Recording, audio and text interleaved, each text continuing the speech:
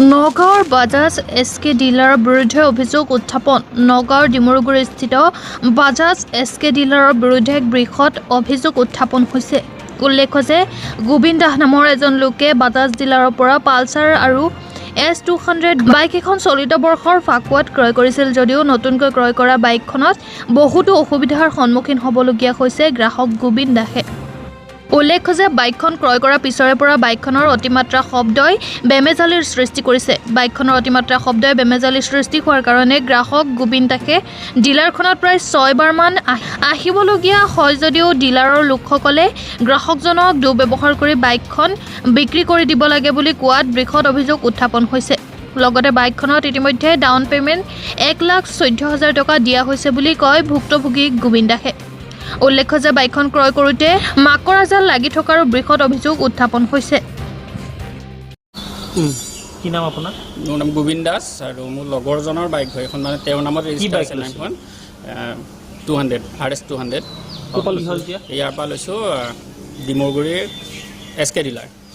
তাৰপৰা ল'লোঁ আমি ফাকুৱা দিনা ল'লোঁ। ফাকুৱা দিনাৰ পিছদিনাখনৰ পৰাই মানে কিবা চাউণ্ড এটা দি থাকে। চাউণ্ডটো দিয়াৰ কাৰণে আমি তেওঁলোকক আহিলোঁ, পিছদিনাখনে আহি পেলাই দিলোঁহি। দিয়াৰ লগে লগে ক'লে ব্ৰেক শ্বুত কিবা বোলে ধূলি বালি লাগিলে তেনেকুৱা হয় বুলি ক'লে কাৰণে আমি আকৌ তেনেকৈ চাফা তাফা কৰি দিলে অলপ গুচি গ'লোঁ। গৈ পেলাই আকৌ উৰিয়াগাঁও পাইছোঁ, আকৌ তাৰপৰা তেনেকুৱা চাউণ্ডে। পিছত আকৌ দিছে, হেৰি কৰিছে। পিছদিনাখন আকৌ আহিছোঁ, আহিলে ব্ৰেক শ্বু সলাই দিছে। ব্ৰেক শ্বু সলোৱাৰ পিছতে কৈছে ব্ৰেক শ্বু সলাই দিলোঁ, ঠিক হৈ গ'ল। তাৰপিছত আকৌ আমি টাউনত ঘূৰিছোঁ পকিছোঁ, আহি পেলাই আকৌ সোমোৱাই দিছোঁ। তেতিয়া বেছিহে চাউণ্ড গোটেই টাউনত, চলাবই নোৱাৰি, ঘূৰ ঘূৰ চাউণ্ডে দি থাকে অনবৰতে। 6বাৰমান হৈ গ'ল। মই এইবাৰ লৈ পেলাই 6বাৰমান হৈ গ'ল। 2 দিন ৰাখিলেও বাইক ডিব্ৰুগড়ৰ পৰা মানুহ আহিব, তেজপুৰৰ পৰা মানুহ আহিব, তেনেকৈ লৈ পেলাই এতিয়ালৈকে ঠিক হোৱাই নাই। ডিলাৰৰ মানুহক ফোন মাৰোঁতে ডিলাৰৰ মানুহে কয় যে বাইক বেছি দিয়ক, তেন্তে লৈছে কি কৰিবলৈ। কোন ডিলাৰ? যদি এইটো এছ.কে ডিলাৰ, ইয়াৰ পৰাই কৈছে। মোৰ লগৰজনে ফোন কৰিছিলে, তেখেতক তেনেকৈ কৈছে।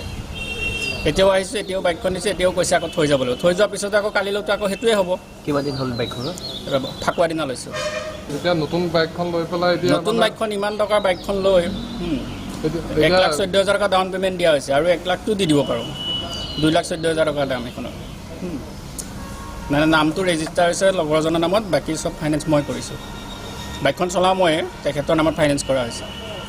একো মানে ৰেচপণ্ডে নিদিয়ে। বাইকখন দিওঁতেওতো একে মকৰা জাল লগাই পেলাই আমাক দিছে। এখন বাইক ডেলিভাৰী দিওঁতে কি ধুনীয়াকৈ দিব লাগে, সেইটো কিন্তু নাই তেওঁলোকৰ, সেইটোও কৰা নাইকিয়া। খালি বাইকখন আমাক বাহিৰত উলিয়াই দি দিছে।